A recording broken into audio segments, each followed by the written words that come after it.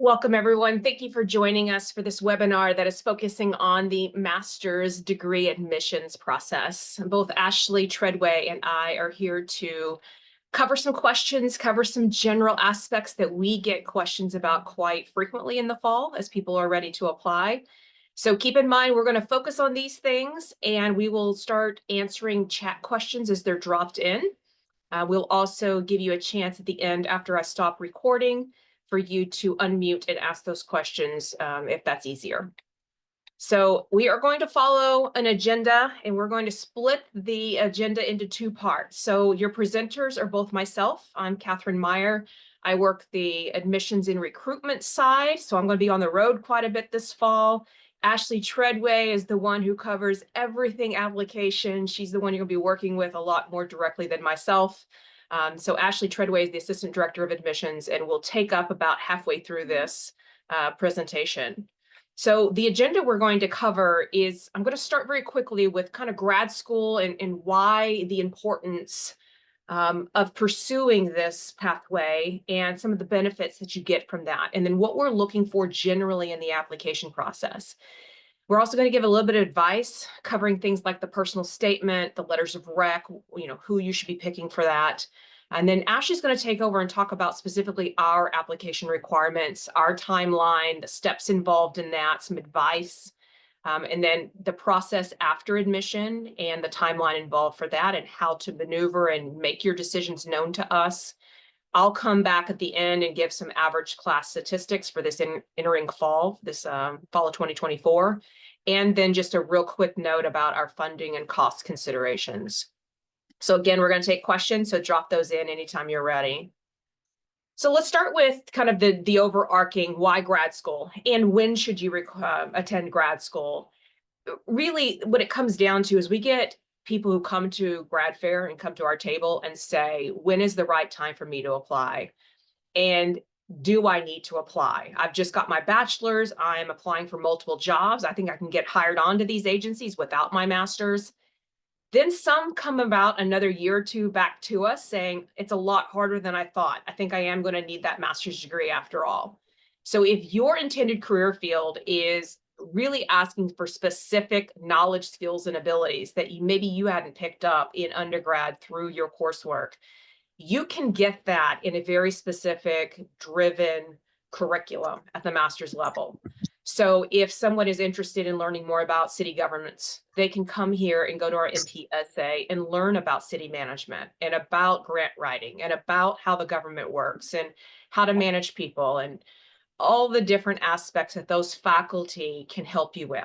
And in additional, you're also going to get those expanded networks. You're going to be benefiting for the organizations and the agencies that are sending us job leads. You're going to be working directly with our career services office. You're going to be working directly with the faculty who have connections in those fields. You're going to be able to work with our alumni. So there is a lot of benefit in being able to expand that network and get leads that maybe as an undergrad you wouldn't have been able to get. I'll give an example of an increased career aspect of payment, right? So over time, your salary can see that increase just by taking the time to go to a master's degree. Now, what we like to do is just pull the federal government, because a lot of people here at the Bush School do look at that field, particularly within international affairs, and because it's consistent. There's a lot of maneuvering up and down on pay scales if you're a nonprofit versus something else. But here we work with a general schedule, so the GS pay scale for federal government. And we like to say for those that are coming in with a bachelor's degree, let's say that they do want to go to DC and work, if they were to start at the GS7 level with a bachelor's and they start at step 1, and there's multiple steps in each level, they're going to start around $56,000. If they take that time to do a 2-year master's degree and then go back and apply for those same positions, they could qualify for step 1 at GS9. Now they're looking at more 68,000. So that's an increase of over $12,000 by having taken that time to do a master's degree. And then they get to apply that for the rest of their career if they stay within federal government. So that payout is quite hefty. And you can see similar returns for those that are doing some other sectors, local government, state government. They may not be as consistent in how they compare each other, um, but there is value in returning for that master's degree. So when is that best time to attend grad school? Really, it's when you know your focus. You can't figure it out while you're here. Not everyone knows exactly what they're going to do when they enroll with us here at the Bush School, but they do know that government, service, nonprofits, those are the career aspects that do speak to them, and that they can kind of hone in on those knowledge, skills, and abilities in a number of different concentrations tracks here while they're here. And you also need to be able to contribute to that classroom dynamic. So you need to be able to have some experiences to talk about. You need to be able to, again, hone in on what matters to you and what you're trying to build from your undergrad. Now, preparing for the process, what makes you competitive at the graduate level? Part of it's aptitude for the field, right? Knowing what you have done in your background and heading in a certain direction. That past academic success. How did you do in undergrad? What was that GPA? What was the major? How hard were your courses? Were you prepared for writing? We do a lot of that. We do a lot of reading. Just being able to look in and hone on those things and seeing how you do. Does that mean everybody comes in here with a 3.5 and better? No. We definitely have some people who are in the lower twos, maybe even into the lower threes or into the higher twos. But with that, you have to have some forgiveness for those lower grades by having some experience or having something else that contribute to that classroom. That clear sense of direction is helpful. Again, you don't have to have it all figured out, but you do need to have a direction because 2 years is going to go by very quickly. Maturity and initiative.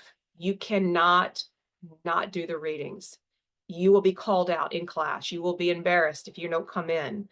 You are going to do a lot of group work here. There is holding up your end of that teamwork approach. So you've got to be able to work with others. You've got to be able to do your work and do it well. And if you're struggling, having that maturity to get help. Our faculty are here to support you. They are here to make sure that you succeed, but you do have to take the time to go see them if you're struggling in any way. You also need support by at least 2 recommenders, which we'll go over in a minute, and you need to be involved. So it's not just the academic aspect, but it's also being involved in your leadership and within your community, within your campus, being part of organizations, really expanding your network in a number of ways, and just getting some additional skill sets. When you're ready to focus more on public service professional organizations, I wanted to highlight a couple of websites that if you have not been familiar with these, you may want to write a couple of these out or just take a screenshot of this page. For those that are looking at public administration, something to do more with the public policy analysis, public management, nonprofits, you may want to go to organizations like NASPA.org. It's Network of Association of Schools of Public Affairs and Administration, apam.org, aspanet.org, ppiaprogram.org. All of these have some wonderful information about career paths, about the different curriculum and pathways to succeed in public administration type careers. On the international affairs side, one of my favorites is APSIA.org, Association of Professional Schools of International Affairs.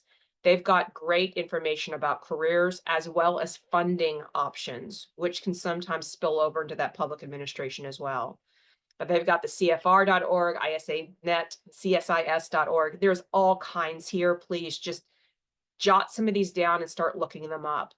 Nonprofit resources and job listings. One of my favorite was always idealist.org, independentsector.org, and several others.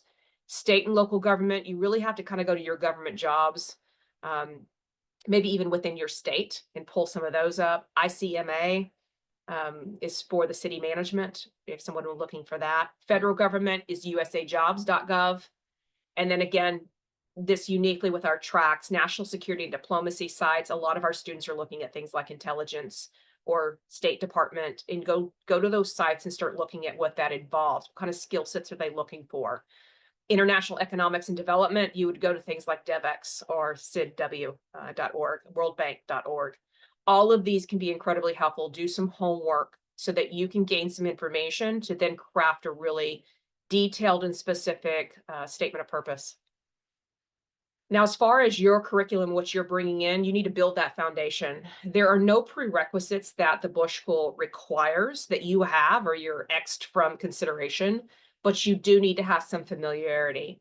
So for the Master of Public Service, that's things like American government, economics with micro or macro, statistics, research methods, and or calculus.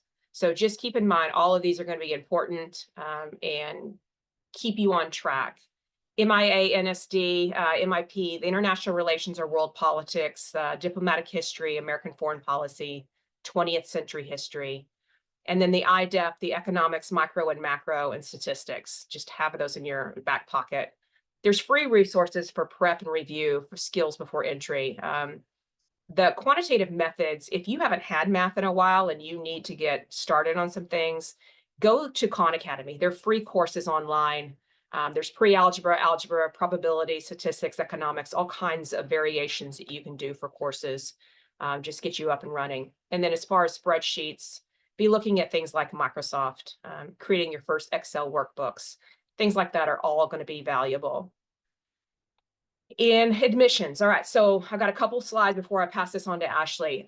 You need to highlight your strengths. I mean, we all should know this. This is important. You're building your resume and your statement. Those are two of the most important documents in submitting on an application.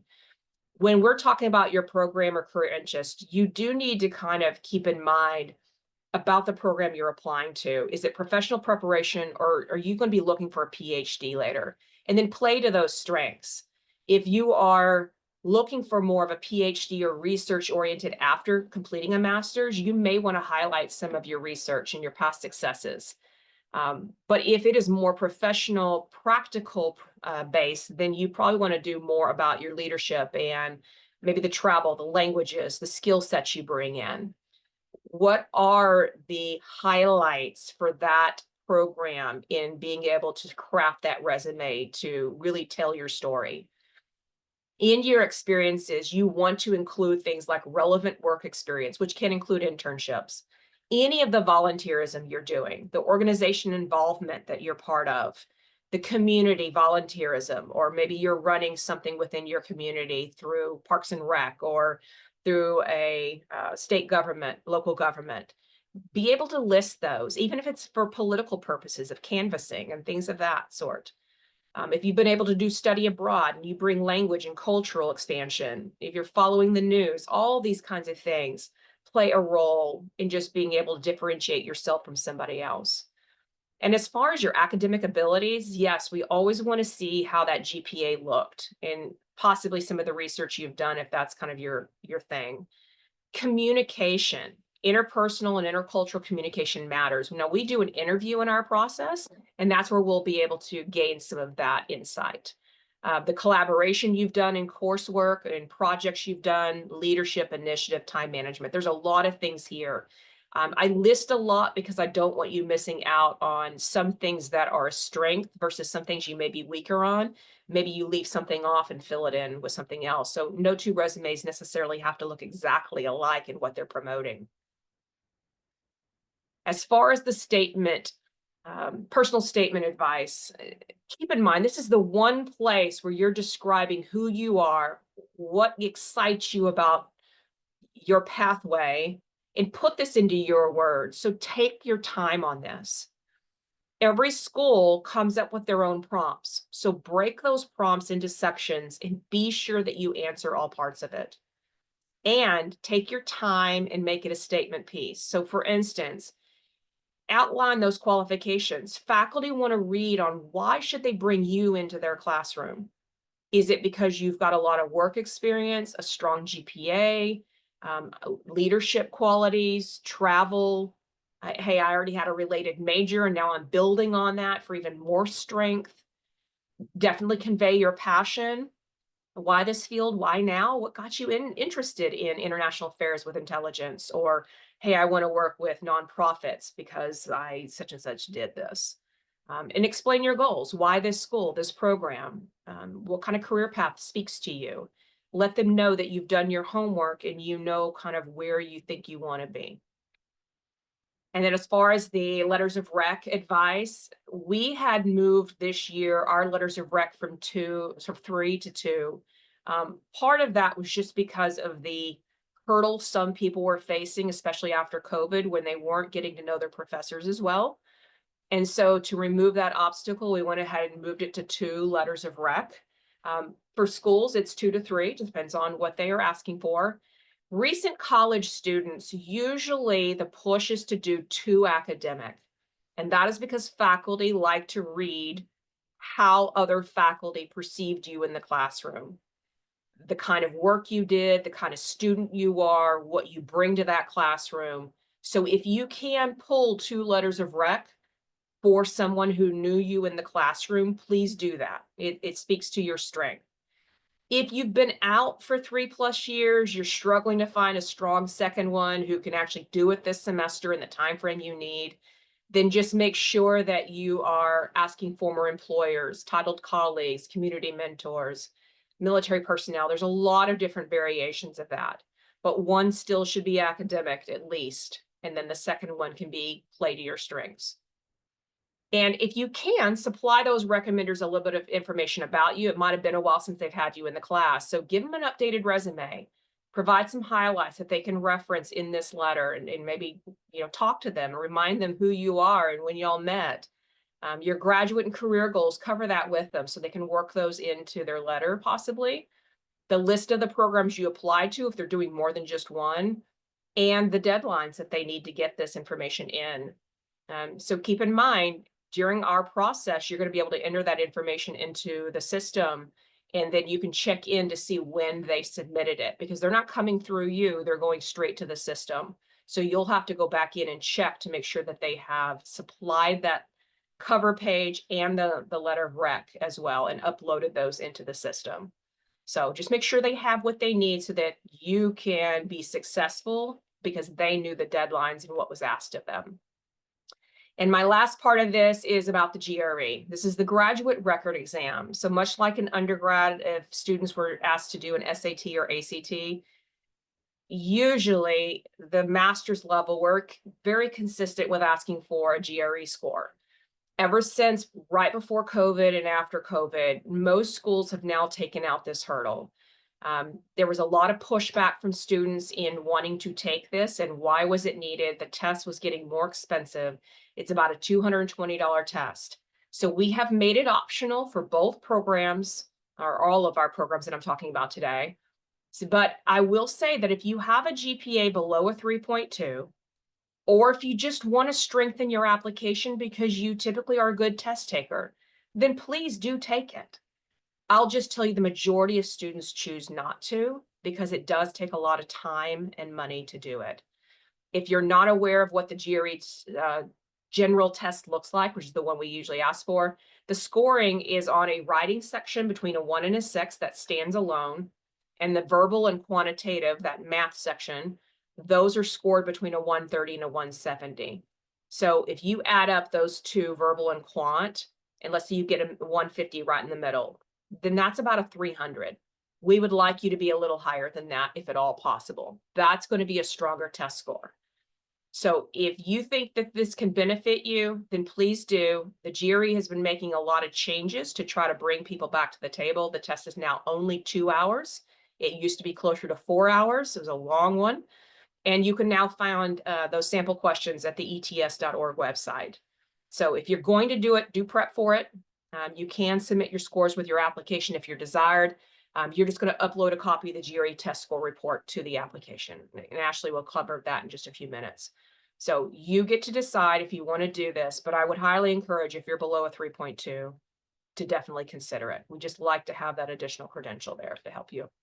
All right, I'm going to pass this off to Ashley. She's going to start talking about our process. And again, I'm going to be monitoring some of this information about the chat if you have some questions for us. All right, thanks, Ashley. It's all yours.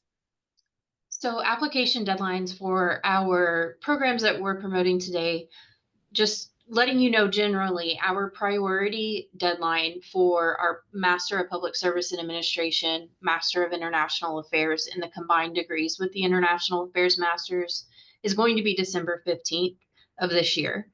Our final cutoff deadline, application deadline generally for the Public Service and Administration is January 10th. Our international affairs is January 5th, unless you're applying to the international affairs and public health combined degree, and that deadline is February 1st. Our Master of International Policy, which does require you to have at least 4 years of full-time professional experience to apply in international affairs specifically, admits year-round. So for spring, summer, and fall, I've included those deadlines here. It is always going to be October 15th for a spring enrollment, March 15th for summer enrollment, and April 15th for a fall enrollment. The best suggestion or advice that I have for you right now is if you're planning to apply for fall 2025 admission into any of these programs, start now. Start your application now. Start working on it when you have time, as you have time. And that way, when the deadline rolls around, you pretty much already have everything ready to go. You have it uploaded, you can submit, and try to meet that priority deadline of December 15th. The reason being is for the international affairs, that's a priority funding deadline, meaning if you get all of your app materials in by December 15th, you're going to be considered for every single one of our funding opportunities. Public Service and Administration, we're doing something a little bit different this year. Those that apply by December 15th not only are considered for priority funding, but also receive an early decision in January. Funding decisions will come still in March, but that early decision, you'll know if you're admitted by end of January. The application is all online. So every bit of materials that you're going to submit with your application is done online electronically through your application.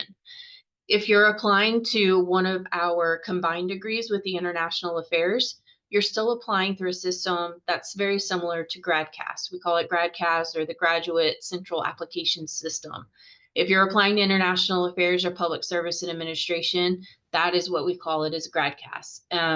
If you're applying internally, so let's say you're one of our 3+2 applicants, you're going to be applying internally. They're an internal application with a separate link. All of the materials that you will provide are the same. It's just a different application system. So for today's purposes, I'm going to be talking about GradCast, the CAS application. Step 2 of when you're applying is filling out the first 3 quadrants of the application. There's 4 quadrants total, but the first 3 quadrants you can start filling out now. It's your personal information, your biographical information, your academic history, your achievements, your experiences, very general stuff. When you are filling out these first 3 quadrants, I just ask that you go ahead and go to quadrant 4 and add the program, because you can go ahead and add your recommenders' contact information into the quadrant 4 and go ahead and have them start working on your recommendations while you're working on your application. So do that first and then jump back and start filling out everything in quadrants 1 through 3. You don't have to, it's just a suggestion. But in the academic history portion, you're going to find that you will enter the colleges or universities you've attended for every single college you've attended, but you only need to upload the transcript for the colleges, the 4-year colleges.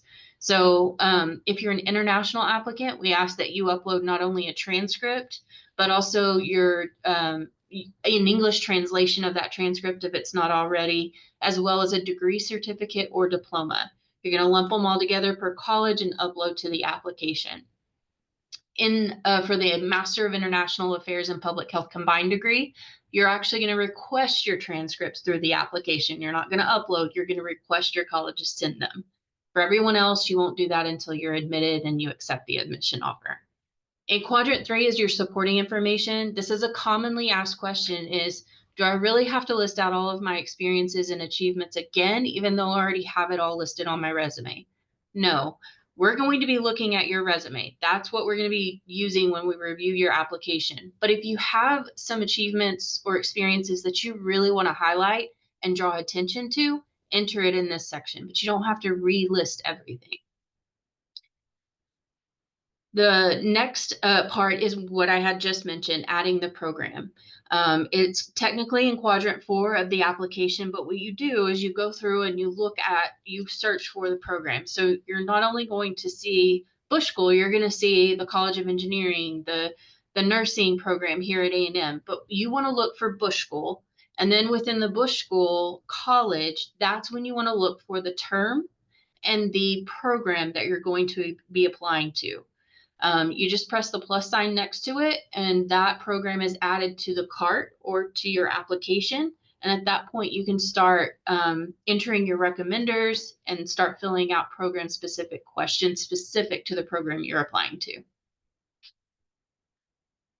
Step 4 is actually filling out that quadrant 4. So this is where you're going to upload your personal statement because it's specific to the program, as well as your GRE or GMAT test score report if you decide you do want to submit those. Not required, just optional.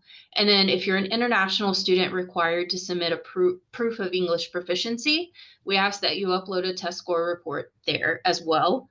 Your official test scores, if you're an international student, comes once you're admitted and if you accept that offer. So that comes later. And then your recommendations, this is where you will enter at least 2 email addresses for 2 recommenders for a maximum up to 3. The system automatically generates an email, sends it to your recommender with instructions for them to log in, upload their letter, answer some brief questions for some of our programs. So international affairs, they're going to be asked to fill out a Likert evaluation of you as the applicant. And then they submit it. So another commonly asked question that I get is, do I have to wait until my recommenders actually submit their recommendation before I can submit my application? No, in fact, I recommend you go ahead and submit your application. The recommendations have already been sent and requested. You just need to make sure you log in probably about once a week, more often as the application deadline approaches, to ensure that those statuses of your recommendations are updated to submitted. If you see that they're still received or sent, that means the recommender hasn't done anything, and you probably need to follow up with them to get them to submit. The last step of your application is submitting your application. You have to pay the application fee in order to submit. That's $89 for domestic or U.S. applicants, $114 for international applicants.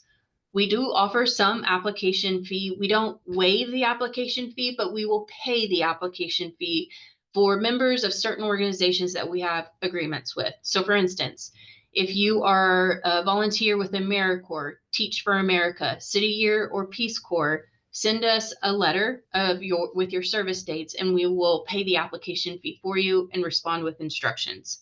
It is important to note that if you are considering requesting an application fee be paid or waived, do not pay the application fee on your application. Once you pay the fee, we cannot reimburse you or refund you for the fee. If you're a PPIA Junior Summer Institute participant, email us a transcript. Or if you're a Pickering, Wrangell, or Payne Fellowship finalist or recipient or fellow, then email us. We'll verify your name that matches our database.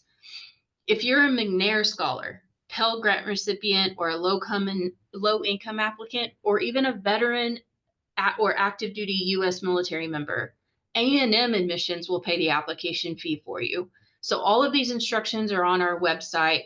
It's very detailed, laid out for you. So visit our website to verify what you need to do to request one of these application fee waivers. After you apply, I then review your application, make sure that it's complete, that there's no errors with uploading your documents, anything of that nature. And then our admissions committees meet in January to decide who we're going to invite to interview. Applicants are emailed an invitation to interview or the status of their application by the end of January. For the MIA MPH combined degree, that's going to be February 1st for you, just because we have to work with the School of Public Health on admission. Interviews are conducted throughout the month of February, but we do have an interview conference weekend where we encourage applicants, if you can, please attend interview conference weekend. It is a jam-packed Friday afternoon, all-day Saturday event where you do complete 2 interviews with 2 different faculty members, but you also get to interact with current students, former students, hear from our career services team, our student services team. It's just a great opportunity for you to get a feel for our school and what we offer. The 2 dates there for this upcoming, if you're applying for fall 2025 admission, International Affairs is going to be later. It's February 21st and 22nd. MPSA is February 14th and 15th. After we review your application and then interview you, again, you have to complete 2 interviews with 2 different faculty members. And once those interviews are completed, we as an admissions committee for each program come back together and make final admissions decisions and funding decisions. So for the International Affairs and the International Affairs combined degrees, you're going to receive your application status if you're admitted, denied, or even put on the wait list in mid-March. If you are offered admission, your offer letter will contain your scholarship amount. If you're applying to the Public Service and Administration and applied by our priority deadline, you'll receive your admissions decision in January and your funding decision in March. If you applied after the priority deadline, you'll receive both admissions and funding decision in mid-March.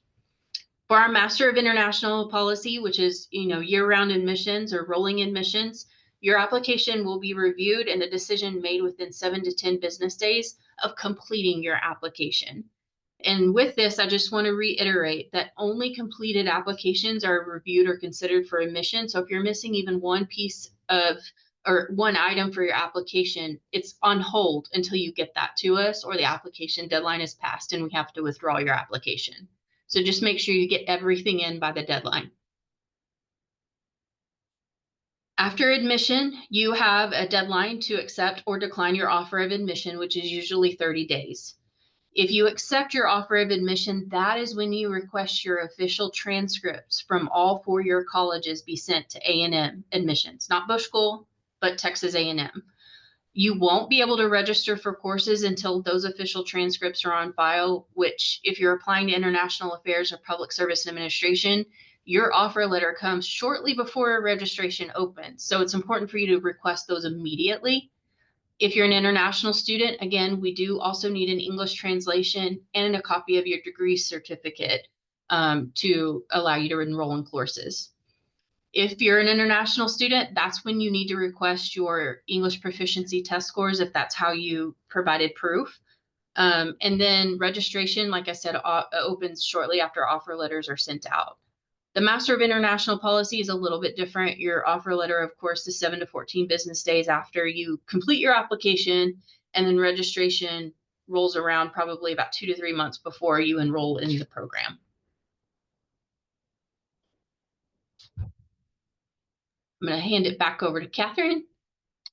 I found the button. Okay, so we're going to end with a couple of slides about the Bush School environment, right? So if you hadn't seen some of the earlier webinars, the school environment here is trying to enroll somewhere between 80 to 100 students per degree for the Master of Public Service and the Master of International Affairs. We've been rolling somewhere around that 80 number for the Master of Public Service and closer to the 195 to the Master of International Affairs for the last few years. The MIP is much smaller. It's doing anywhere between 3 to 10 students per semester. So keep in mind, it's a cohort, right? For the most part, in bringing in the most students in the fall, and you're getting to know each other, and you continue that into the spring, and occasionally you'll see some new faces, either through the combined programs or the MIP, as they come in off cycle. So the classes that you're sitting in a classroom numbers closer to somewhere between 7 to 25 students. A lot of our courses do kind of max out at 20 students. So I just put the average class size as around 16. You are not going to be able to hide in the classroom. This is something that they are going to expect you to come in with the readings done, be ready to present when asked, be able to coordinate with your fellow students on times for group projects and so forth. So just be ready for that. And then you're working with seasoned practitioners who have spent a lifetime in the field, whether that be through something like the CIA or the State Department or running a nonprofit or working with city management. You've got those experiences that they're contributing to the classroom. And that's a mix of the other classes that you're taking from the academics. So they are well known for their area of research. So just keep in mind these subject matter experts and these practical skills you're going to get is what makes uniquely the Bush School a wonderful education. It's not just theory based. This is putting what you're learning into play every day for the kind of work that you're doing. And I should say every week, because most of our classes are run at 3 hours at a time, 1 day a week. So if you've got one quant class, it's probably, let's say, on a Tuesday in the morning, and then you don't meet again until that next Tuesday in the morning. So you'll have 4 courses typically each semester to get yourself out of here on time. Now, the enrollment that we bring in is merit-based, right? So we're looking at your background, all the things Ashley just talked about with that personal statement, with the transcripts, the letters of rec, those all play a role in giving us information about who you are and why we should be bringing you into our classroom. What benefits are you going to get from us and be able to succeed? And what are the benefits of other fellow students getting from you as well? So all this plays a role in not only the admissions process, but that scholarship level that you're going to get. And as we mentioned before, every single student in our Master of Public Service and International Affairs who enrolls full-time will receive some level of funding. And so we'll talk about that in just a second. And we already mentioned that GRE is optional in most cases, but if it's placed to your strength or you need it to help you offset something, please do consider turning that in. Now, the incoming class stats. The enrollment for the MPSA this year was a little smaller. It was at 73. You can see what the average GPA is across the board. MIA was a 91 students we came in. MIP for this fall, and I think 2 for the spring, we've got 7 total. So you can see the average GPA, average age, a little bit higher for the MPSA this year. We had a few more students who were coming in, particularly internationally, who had some work experience, maybe already advanced degree, and came in and raised that average. The women percentage and men percentage is usually about half and half when you combine the 2 degrees, and that's still on par with what you're seeing here. Students of color, we're right about a quarter of our enrollment here. International students, maybe even a little bit less than that. We typically will admit quite a few international students. It is harder to enroll them, largely because of the need for funding. And many of you will come to us asking for full funding, and we don't have the ability to do full funding. We give scholarships in year 1, which is only a portion of your tuition and fees, and then you can try to then apply for a GA position in year 2, but they're competitive. You got a class of 80 students, and there's only a dozen of those available. So you got to keep your grades up, be competitive for those, and try to apply for them. As far as non-residents versus residents, typically we'll have many more Texas enrollees in the public service side and a few more of the non-residents in the international affairs side. Age of work experience, typically both of these are somewhere around that 60 to 70% are students here within 1 to 2 years, 0 to 2 years. They know what they want, they know the degree they need, and they are going straight in. They're not taking any breaks. And if you can have a solid application and background, we can admit you for that. Others are waiting for a couple of years, and then there's a few more that are coming in with 5+ years. So you can see those stats. Those are on the website too, under the admissions section on the web. Funding and cost. I'm going to go into a lot more details about funding and your availability for these, but in one short snapshot, keep in mind, we give funding to everyone we admit in the Master of Public Service Administration who enrolls full-time. Same thing with the MIA. So you're going to receive something. And when we offer that, if you are a non-Texas resident, you are also going to get that the non-resident tuition waiver. And that's worth right now somewhere around that 12,700 a mark. And that all depends on the 24 credit hours that you're taking. So if you take less than that, it's going to change. Now, our scholarships are ranging from $1,000 up to about $29,000. There's only a handful of full rides. They are only for our domestic students. And I say handful, I think we're down now to like 2, maybe 3. There's not many. So most of our students are competing somewhere for that 3,000 to 10,000 range. That's where we give more of them. Our average is 5. 5,000 per year. That'd be 2,500 fall, 2,500 spring. So just keep in mind, we have funding. It's just, it has to spread over a lot of people. So we just don't have the full rides that many people ask for. In the summer, we have an additional opportunity for some funding that we call stipends, that if someone gets an internship that is unpaid, they have attended a number of our workshops, there's a requirement for that, then they can receive that stipend for an internship based on their location. So someone in Texas would get a different amount than someone who might be going internationally for their internship.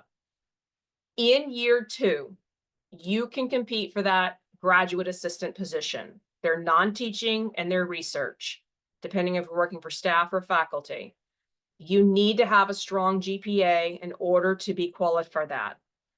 If you are just renewing what your first year scholarship is, you need to keep that 3.25 GPA. So if you came in at 10,000, you renewed at 10,000 again. Or you can have competed for that GA position. If you get it, you give up that 10,000 and that's off the table, but you're now working for about 20 hours per week and the pay is closer to $20,000. So that money goes a lot further in these monthly paychecks you're receiving. Now, the estimate for tuition and required fees per year depends on which program you're in. So Texas residents that are in the MPSA and MIA, you're looking about $13,600. It's a little bit higher for the MIP. Non-residents, this is your starting cost before the application fee. I said this again, non-resident fee waiver kicks in, and then you non-residents will be right back to the Texas resident cost for that MPSA and MIA. So that 12,700 gets you down to our 13,600. International students, you're even a little higher because you have some additional fees for health and some other parts of just working with international student services here. So your starting cost is more like 30,600. But again, you're going to get some level of scholarship. You're going to get that non-resident tuition waiver. So you're still going to be closer to about 17,000 when it's all said and done with just an average scholarship. So we can help get this affordable, but we just can't pay for it all. So you're going to have to look for outside funding. It comes to that. So I'll go into more detail at a future, I think it's November the 7th, a financial aid webinar that'll cover more about some resources that are out there. But in the meantime, if people have questions specifically about the online process here, how Ashley goes through anything, what's needed, you will have a chance to ask those questions and start dropping them in the chat. I'm going to stop recording in just a minute, and that way you can unmute if you would prefer to do that. But I'm coming back to this slide, but I just want to remind you, here are those remaining webinars that we have. Career Services is on October the 18th, and then I'll cover the financial aid. I put November the 8th, but that should be November the 7th. My apologies. And then if you need the overviews, they're on 2 different dates too. So just check for the open houses. All this is on the website. I'm going to now stop recording and give you guys a chance to drop some chat questions in. Otherwise, thank you for joining us. We appreciate the time. I know many of you are overseas and trying to join us, but we are here to help. Ashley and I are just a phone call away. That 979-862-3476 comes to our offices. So we answer for that. Bushkill Admissions is a great email. Ashley also is available at bushkillapplications@tamu.edu. Okay, so Ashley, I'm going to let you take this first question while I stop this, and we'll kind of go from here. I am not sure. I have a question. What's the classes there per week? Can you clarify if you're asking what